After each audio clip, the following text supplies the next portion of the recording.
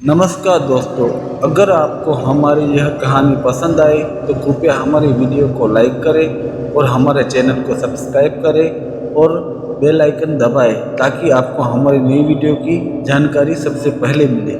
धन्यवाद दोस्तों।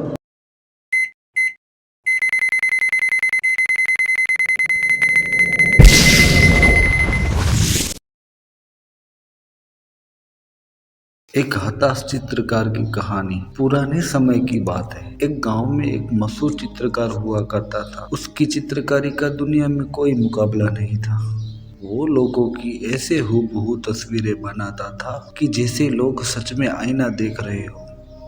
वो चित्रकला में इतना मशहूर था कि राजा महाराजाओं के चित्र बनाता था और उनके शाही महलों और शाही बाग बगीचे और राजाओं के शूरवीर पूर्वजों की तस्वीरें बनाता। इसके बदले उसे सोना मोहर इनाम में मिलते थे। उस चित्रकार को काम की कमी नहीं थी और नाम की भी कमी नहीं थी। कई राज्यों के राजा महाराजा उसके फुर्सत में होने का इंतजार किया करते थे। एक राज परिवार का काम खत्म होता तो दूसरे राजघराने से बुलावा आ जाता। चित्रकार किसी को काम करने से मना नहीं करता था, सबको आने का समय दे दिया करता था। दिए गए समय पर राजाओं के रथ उसके घर के आंगन में आ जाते और चित्रकार अपना रंग ब्रश का थैला लेके रथ पे सवार हो जाता था। ऐसे ही चित्रकार का अच्छा समय चल रहा था। पर दोस्तों, समय कभी एक जैसा नहीं चलता। कभी धूप तो कभी छांव, कभी दिन तो कभी रात, कभी सुख तो कभी दुख। ये तो आना ही है। परिवर्तन ही संसार का नियम है। एक दिन चित्रकार को लेने एक राज परिवार से एक रथ आया। चित्रकार ने अपना थैला उठाया और रथ पे सवार हो गया। रथ धीरे धीरे चल रहा था। चित्रकार बोला, ए साथी, जरा रथ को तेज चलाइए, नहीं तो राजमहल पहुंचने में देरी हो जाएगी। साथी रथ को तेज चलाने लगा तो अचानक से रथ का एक पहिया एक बड़े से पत्थर पे चढ़ गया और चित्रकार रथ के आगे को गिरा और रथ सहित उसका पहिया चित्रकार के दाएं हाथ के अंगूठे के ऊपर से गुजर गया। चित्रकार समझ पाता उससे पहले उसका अंगूठा हाथ से अलग हो चुका था। चित्रकार को असहनीय दर्द हो रहा था। उसे जल्दी एक वैद्य के पास ले जाया गया। वैद्य ने मलम पट्टी कर दी। खून बहना रुक गया, दर्द और पीड़ा भी कम हो गई, पर अंगूठा तो गया, अंगूठा कट गया। अब चित्रकार घर में हाथ पकड़कर बैठ गया। सब लोग रिश्तेदार हालचाल पूछने आया करते और चित्रकार को कहते, हे भगवान, तुम पर तो दुखों का पहाड़ टूट पड़ा। अब क्या करोगे तुम? बिना अंगूठे के कैसे चित्र बनाओगे? वो भी अंगूठा कटा, वो भी दाएं हाथ का। हे भगवान, ये क्या कर दिया? इस बेचारे की रोजी रोटी कमाने का जरिया ही छीन लिया। कुछ दिनों तक लोगों का आना जाना रहा। हुआ कुछ ऐसा कि लोगों की बातें सुनते सुनते चित्रकार को नकारात्मक विचार आने लगे। उसके दिमाग में ये बात घर कर गई, अब मैं लाचार हो चुका हूँ। वो घर में ही रहने लगा।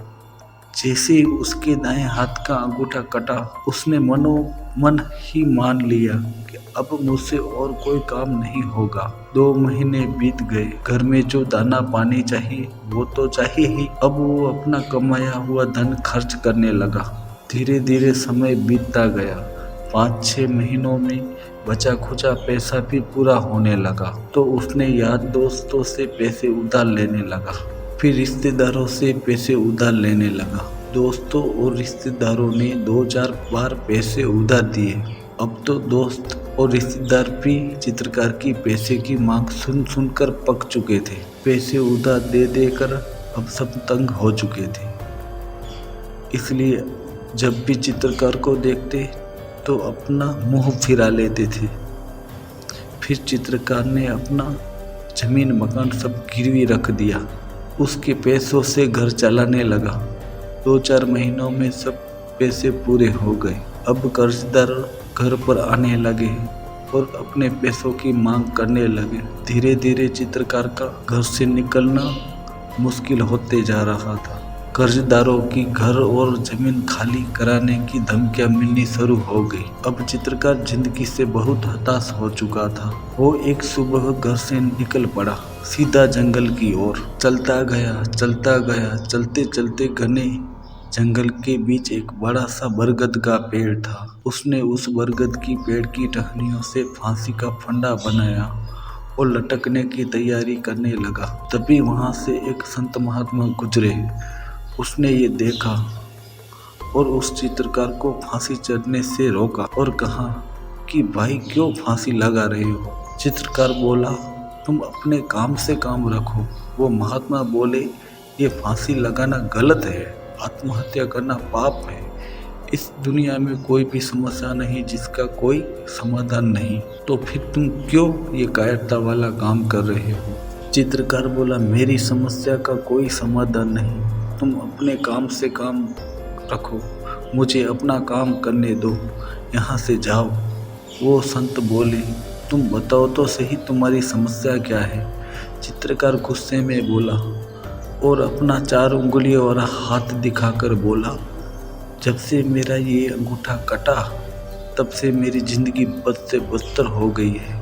चित्रकार ने रोते हुए कहा, महात्मा कभी मैं भी मशहूर चित्रकार हुआ करता था। मेरे यहाँ राजा महाराजा अपनी तस्वीर बनाने के लिए लाइन लगाए खड़े होते थे। यार दोस्तारों की भी कोई कमी नहीं थी। समाज में और दुनिया में मेरा नाम था, लेकिन आज कोई भी मुझे देखते ही मुंह फैल लेता है। जब दुनिया को मुझसे मतलब था तब सब मेरे आगे पीछे हुआ करते थे, लेकिन आज जब मैं विकलांग हो गया तो सभी ने मेरा साथ छोड़ दिया। दुनिया बड़ी मतलबी है।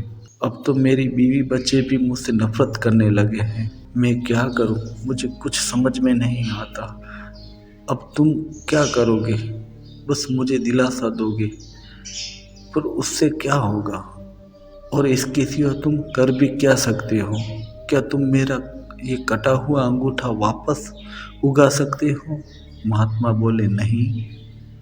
चित्रकार बोला, तो क्या तुम मुझे पैसा दे सकते हो। महात्मा बोले, नहीं।